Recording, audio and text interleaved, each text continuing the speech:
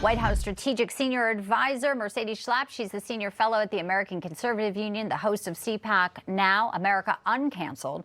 And alongside her, former Pentagon official and former senior advisor to the Secretary of War, Justin Fulcher. Welcome in, panel. Good to have you both with us. Great to be here. A little bit of breaking news. We're going to get to oil because Reuters reporting that President Trump is reviewing options to curb energy prices as, of course, global markets are rattled. But Justin, if I can start with you first, there's this reporting. While there is a new supreme leader chosen, what does it mean for the nuclear material? Some reporting that potentially when they say boots on the ground, it's special ops teams, it's Israel and military from the United States. What can we glean about what that may look like, as obviously finishing the job means making sure they can never build a nuclear weapon? Absolutely. And the elevation of Mujtaba is actually a very revealing moment. Instead of reform, it's clear that the regime chose continuity with some of the hardest elements of that system. And I think ultimately the strategic posture from Tehran signals continued resistance. And so I think ultimately President Trump has expressed his dissatisfaction with the leader that was chosen. And in regards to nuclear material, that's, of course, an absolute critical objective that needs to be secured. All right, to the markets. I do want to put this up because President Trump is directly talking to the world, Mercedes, saying short-term oil prices, which will drop rapidly, he writes on Truth Social, when the destruction of the Iran nuclear threat is over, is a very small price to pay for the USA and world safety and peace. Only fools would think differently. Again, breaking right now, they're looking at several different options. People at home are looking at their 401ks. It is becoming a very concerning time for people here as they have jumped above $100 a barrel. Can the president, can the White House calm fears? Because Chris Wright is saying this is not about a shortage of supplies. This is just about fear.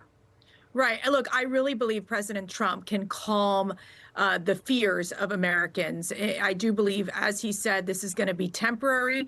The administration is looking into all options that we need at this point, including possibly using the U.S. Strategic Petroleum Reserves. We know that that has been used in the past by other presidents, just recently in the 2022-2023 timeframe, when President Biden authorized the use of the U.S. Strategic Petroleum Reserve after the war happened in Russia, Ukraine. So I do believe at this point the president is monitoring that closely, as is the administration.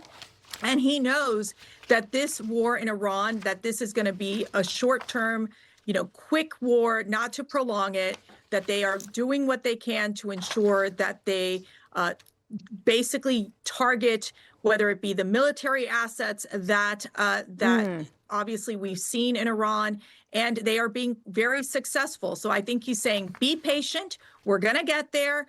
There could be this short-term oil prices, but we're going to be getting that under control. All right. Obviously, Strait of Hormuz, one of the critical choke points. Justin, I want to play Energy Secretary Chris Wright asked about the strategy when it comes to hitting Iran's oil. Obviously, a lot of explosions in Tehran as Israel went in and hit some really key infrastructure. Here's the secretary. There are no plans to target Iran's oil industry, their natural gas industry, or anything about their energy industry. If these are Israeli strikes, these are local fuel depots to fill up the gas tank, in this neighborhood in Tehran. The U.S. is targeting zero energy infrastructure. So we want to end a 47-year war. Justin, there's a single report from Axios saying the U.S. And may have had some questions about Israel's strikes there on Iranian fuel.